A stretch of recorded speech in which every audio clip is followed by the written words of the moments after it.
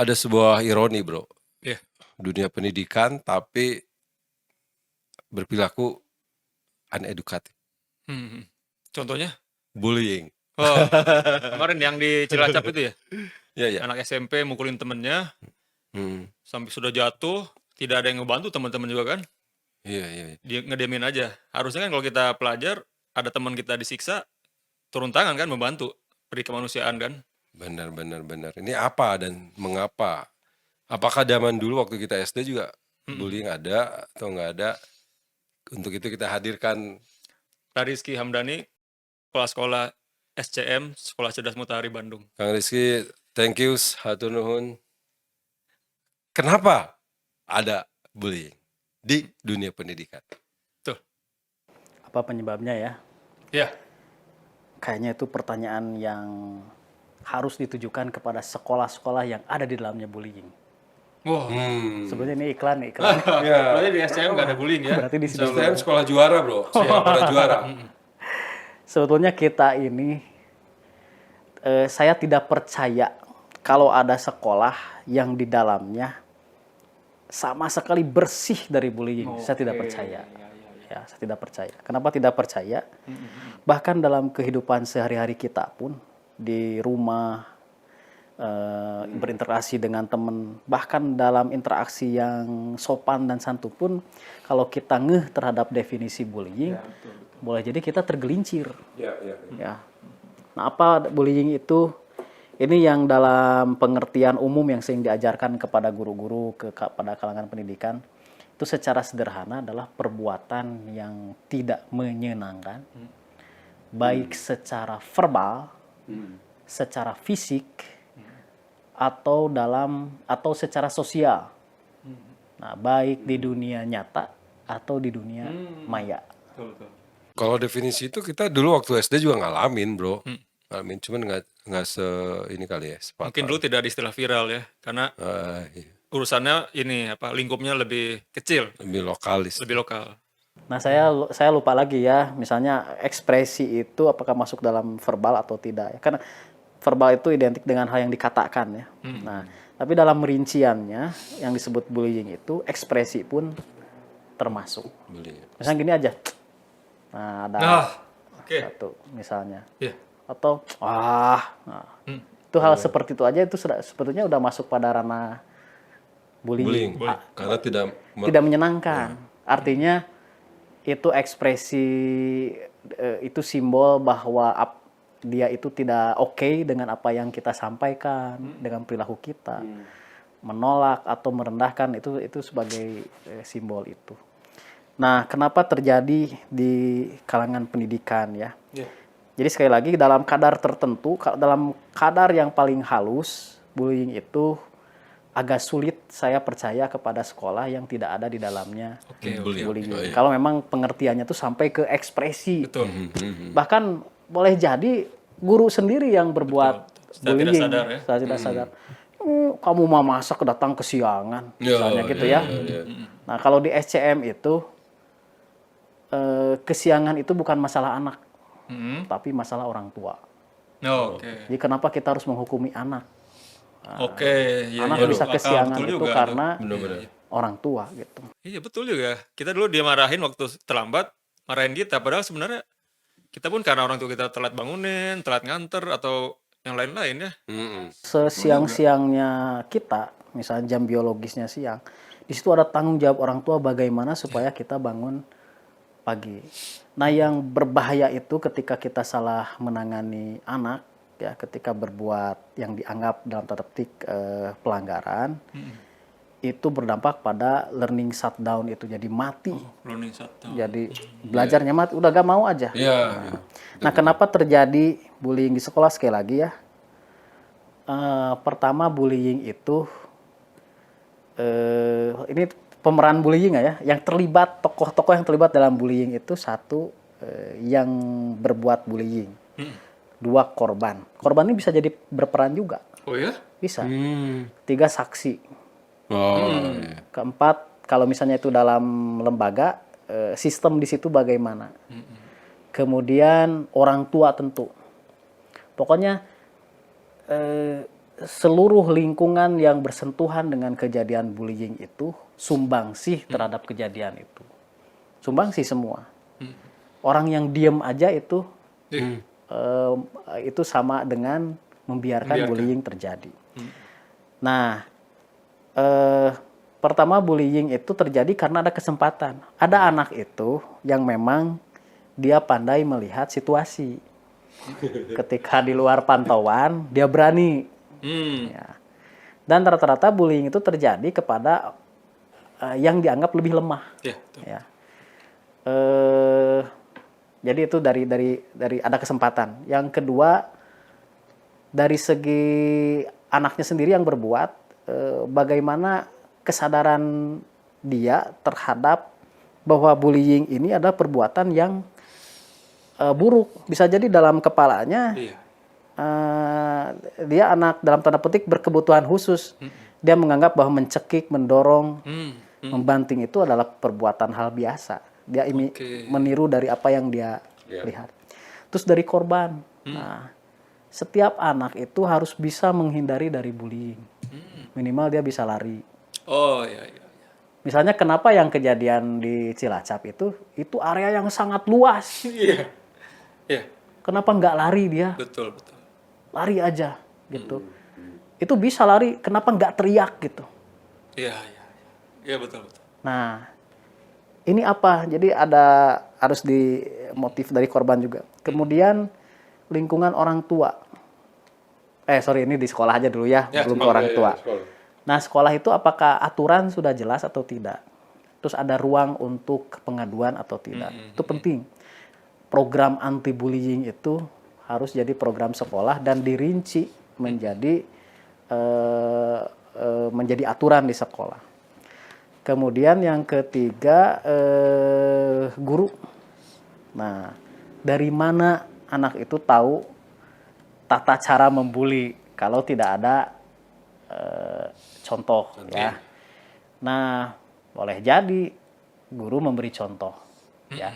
Karena misalnya kadang-kadang kita nggak sadar ya, antar guru dengan guru itu bercanda. Oh iya benar. Dan itu dilihat oleh anak. Memang agak sulit jadi sekolah yang steril itu agak tidak mudah steril. Iya. Apalagi dengan bahasa Sunda kan, bahasa Sunda itu ada halus, ada kasar. Bahasa Indonesia masih mending, ya masih. Kalau Sunda itu terlihat ngomong kasar tuh. Misalnya ada guru dengan guru maneh mah misalnya ya, seperti itu kan bisa jadi terjadi. Iya betul juga ya. Nah, atau pengawasan. Makanya kalau di sekolah saya itu ruang guru itu hampir kosong. Oh ya? Ruang guru. Karena guru itu mejanya sama barangnya saya simpan di kelas masing-masing. Itu bagus juga ya. Menarik ya. Jadi selalu bisa mengawasi ya. Jadi guru masuk ke kelas, pulangnya juga dari kelas. Ya Allah. Wah. Menarik. Itu hanya di SCM aja ya. Saya nggak tahu ya sekolah yang lain ya. Cuman yang tahu sih rata-rata emang dikumpulin guru tuh kan. Biasanya kan habis ngajar masuk ke ruang guru, ngopi, ngerujak, dan ini mah hampir kosong. Jadi kalau dia baru tahu loh. Jadi dekat banget dengan murid ya. Guru itu karena ada terus di antara mereka ya. Jadi meja guru kelas itu ada guru, ada co-teach, ada teacher, ada co-teach. Nah, co-teacher yang ada yang di depan, ada yang di belakang. Kayak asdos gitu ya, asisten dosen. Ya, dari belakang terlihat. Baru tahu. Nah, dan biasanya juga yang jadi korban bullying itu adalah anak-anak berkebutuhan khusus yang secara fisik misalnya itu mengundang perhatian. Misalnya telat bicara, terus atau ada Fisik komunikasi ya, misalnya anak-anak autis misalnya. Anak-anak yang tidak nyambung komunikasi, kendala komunikasi gitu. Itu biasa jadi korban bully juga. Jadi guru itu penting dalam pengawasan. Dalam pengawasan. Jadi bagaimana supaya kesempatan untuk membuli itu diminimalisir. Dan menurut saya ya jangan bangga juga dengan sekolah yang luas. Yang area jelajahnya luas dan banyak ruang-ruang yang luput dari pantauan. Tidak terawasi. Nah, kebetulan di sekolah saya itu rada mirip-mirip seperti rumah lah gitu. Jadi masuk, lepas sepatu, terus antara ruang itu bisa terlihat dari satu titik hampir bisa terpantau ke kanan ke kiri masih bisa terlihat lah CCTV jalan. Nah, artinya kalau sekolah terlalu luas, misalnya ada halaman belakang sekolah, ada lorong, ada apa, itu rentan terjadi bullying. Pak, tadi saya dengar ada anak yang berkebutuhan khusus yang telat bicara. Emang di SDM ada menerima itu? Menerima itu. Oh, jadi emang biar para murid yang normal dengan yang ABK tadi bisa berinteraksi dari dini ya. Jadi mereka tidak ada lagi canggung mungkin setelah dewasa ketemu ya. Dari kecil udah lihat, oh ini emang orang ini di antara kita ada gitu ya, hadir. Nah, yang ada kekhasan itu, nggak tahu sih sekolah yang lain juga pasti punya keistimewaan masing-masing ya. Iya. Nah, di kami itu pendidikan karakternya itu tidak neko-neko, tidak terlalu banyak item. Kadang-kadang kita terlalu banyak jargon tapi tidak terlaksana. Misalnya pendidikan penguatan karakter, ada yang 5 karakter, 6 karakter, ada 12 karakter macam-macam. Nah, yang kami tanamkan itu hanya akarnya, yaitu pendidikan empati. Masya Allah.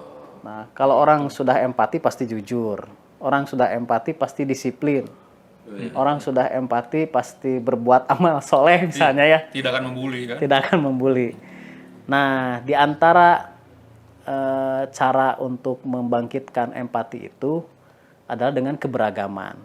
Nah, di dunia ketika kita kehadiran anak-anak yang berkebutuhan khusus itu situasi yang sangat mahal. Iya, betul. Ya, yang sangat mahal. Jadi orang tua harus berbangga ketika di kelas anaknya itu ada anak berkebutuhan khusus. Karena itu akan dijadikan atau akan menstimulus rasa empati kepada anak-anak yang lainnya. Iya. Selain itu memang diwajibkan pemerintah. Oh. Nah, jadi dulu itu Mutahari sejak awal berdiri yang saya tahu ya, pendirinya itu memang mengkampanyekan tentang multiple intelligences, ya, kecerdasan majemuk, kemudian apalagi bahwa kecerdasan itu beragam, tidak diukur dari satu kecerdasan. Nah, sehingga lebih inklusi. Sekarang kan kesini-sini nih ada sekolah inklusif dengan inklusi. Nah, sebenarnya kami itu sekolah rasa inklusi sejak dulu. Nah, tetapi ketika inklusi itu dijadikan satu program, ada rinciannya, ada syaratnya, ada bla bla blanya. Nah, itu mungkin yang kami saat ini, saya saat ini hati-hati menyebut sekolah inklusi ya. Karena kan ada seperangkat syarat sah Ya, menjadi itu sekolah udah inklusi. diformalkan. Sudah formal. Misalnya ya kalau kita nerima yang difabel, tangga itu harus ada tangga yang lurus buat kursi roda. Iya. Itu kan Terlalu tidak mudah juga untuk mengejar karena itu kan urusannya sarana prasarana. Misalnya ada kelas terapi khusus, ada ahli psikolog yang incas misalnya. Sebenarnya sudah banyak dimudahkan juga sih, tidak terlalu ribet. Cuman ya ini kembali lagi ke bullying karena sangat erat juga hubungannya dengan yang PDBK. Jadi ketika anak-anak PDBK itu tidak dikenalkan sebagai anak-anak yang sama derajatnya dengan yang lain, terus pemahamannya juga anak-anak belum disetting, tingkat empatinya belum tinggi, yaitu peluang untuk terjadi bullying. Jadi tadi kesempatan, yang kedua pengawasan guru, tempat juga, aturan juga, termasuk dari diri anak tersebut. Pelaku. Nah, pelaku itu di dalam otaknya seperti apa? Kan anak berkebutuhan khusus itu kalau kita mau ngukur sederhana nih, cek aja 4 aspek.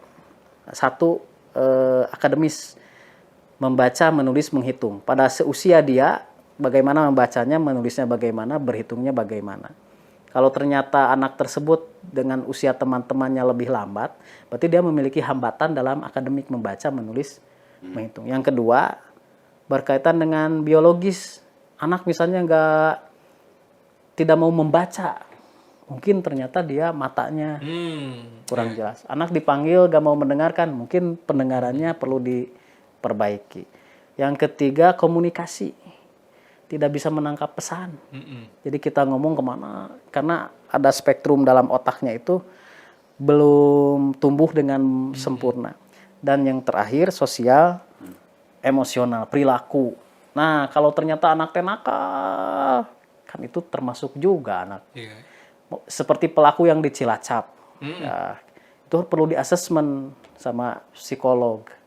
Ini bagaimana hasil screeningnya itu? Apakah dia perlu terapi? Udah sering ini Pak, gunting di sekolah ya, keluar ya, masuk sekolah. ya, karena boleh jadi ketika dia pindah-pindah sekolah itu treatmentnya sama. Iya, iya. Saya tidak tahu ya. Harus masuk ke saya Boleh jadi kan anak itu ada pintu-pintunya lah. Setiap sekolah belum menemukan pintu yang tepat mungkin. Oke. Atau anak itu butuh waktu, butuh momen. Tetap selalu ada kesempatan. Kalau kata pendiri sekolah kami, kalau ada masalah gitu ya, kriterianya, misalnya bagaimana kepala sekolah, apa kriteria kepala sekolah untuk menahan diri tidak mengeluarkan anak. Oh, Misalnya apa kriterianya. iya. Jadi apa yang masih bisa dipertahankan dalam anak, Oh, ya apa sebetulnya? apa nilainya? Ada Bisa 3, katanya ada 3. Kalau kita mau mengeluarkan anak, pertimbangan 3 hal itu. Apa 3 hal itu? 1, motivasi. 2, motivasi. Oh, Dan 3, motivasi. Selama seburuk apapun anak, ya, ketika ada secercah motivasi mau sekolah, pertahankan. Masya Allah. Iya. Nah, pelaku di Cilacap itu memang apapun alasannya tidak bisa ditolerir. Kita harus mengutuk keras perbuatan itu. Tetapi kan ini dia bukan pesakitan, tapi dia juga sama-sama yang harus kita selamatkan supaya jangan ada terjadi lagi seperti. Pak, kemarin saya nonton video dari Guru Gembul ya. Guru Gembul. Menurut beliau itu dalam hal bullying ini itu yang disalahkan adalah orang tua siswa tersebut, karena dia tidak mungkin melakukan seperti itu kalau tidak ada contoh dari orang tua, dari rumah. Bapak gimana tuh? Saya selama Pak Guru Gembul itu belum membuktikan ya, menurut saya mah tetap praduga tak bersalah. Oke. Ya, Jadi Boleh. tidak sesimpel itu ya. tidak sesimpel Tidak, ya. itu. Terlalu normatif. Tapi saya setuju bahwa anak tersebut tetap di benaknya itu ada referensi Oke. bentuk-bentuk bullying itu dia sudah menerima dan dia mengaplikasikan kepada temannya. Misalnya yang paling diduga kuat itu adalah games. Oke. Saya ngeri juga lihat games tuh sampai Iya. anak kecil mukul-mukul berdarah. Iya. Jadi yang bahaya itu ketika menganggap dalam kepalanya itu sesuatu yang berbahaya jadi tidak berbahaya. Misalnya ada di saya itu dulu, sekarang alhamdulillah sudah bagus, sudah masuk ke SMP. Dia itu gak ngerti bahwa ketinggian itu berbahaya. Jadi kan kita harus hati-hati kalau dia naik ke lantai 2, itu dia mungkin dalam kepalanya nggak apa-apa loncat juga. Atau ujung logam yang tajam itu dia pegang-pegang seperti itu. Nah, jadi dalam pengertian di otaknya bahwa itu tidak apa-apa. Nah, hal yang sebetulnya luar biasa, seperti gini aja, kalau mungkin orang Irak misalnya dikasih makanan Indonesia, dia pasti keasinan karena di sana hambar misalnya. Iya, betul. Tapi kalau sering di Indonesia makan asin, lama-kelamaan jadi biasa. Nah, kalau ini ada teorinya, kalau di psikologi saya lupa lagi ya. Nah, karena biasa. karena terus-menerus dianggap itu hal biasa, jadi dalam kepalanya itu biasa-biasa aja. Nah, itu perlu dikembalikan ke kondisi yang dalam tanda petik Nol kembali. normal. Nah, makanya di sekolah kami itu ya, ini rahasia nih. Kalau nggak salah Kiai itu pernah mengutip, saya lupa ya, kan jin itu, setan itu ada 2 ya, ada setan minal jin nati wanas, dari jin dan dari Iya. manusia. Nah, setan dari manusia itu akan lari ketika dia mendengarkan sholawat. Wah, saya baru ngerti sekarang nih, kemarin acara Maulid Nabi dibahas itu tentang sholawat. Iya. Di kami itu yel-yelnya itu ya, kalau dianggap yel-yel, tapi tidak sepadan dengan yel-yel. Dikit-dikit say sholawat, Allahumma sholli. Anak-anak tuh mau mulai, mau setelah selesai, apapun. Sholawat, say. Oh, saya baru ngerti. Tidak hanya sebatas mempersembahkan kado sederhana untuk Rasulullah. Tapi ada fungsi apa ya? Fungsi sesuatu lah. Preventif. Anak-anak itu kan keras nih, si hati ini keras nih. Iya. Iya. Wah, diminta ini, minta itu, gak mau. Dan kan harus dilembutkan dulu. Dan yang beratnya itu, kalau kita belajar ta'lim muta'alim ya, walaupun katanya tidak semuanya sahih gitu, tapi secara norma tetap dari hulu ke hilir. Ilmu yang diajarkan baik dan buruk sama. Ya, benar dan salah sama. Apa yang membedakan?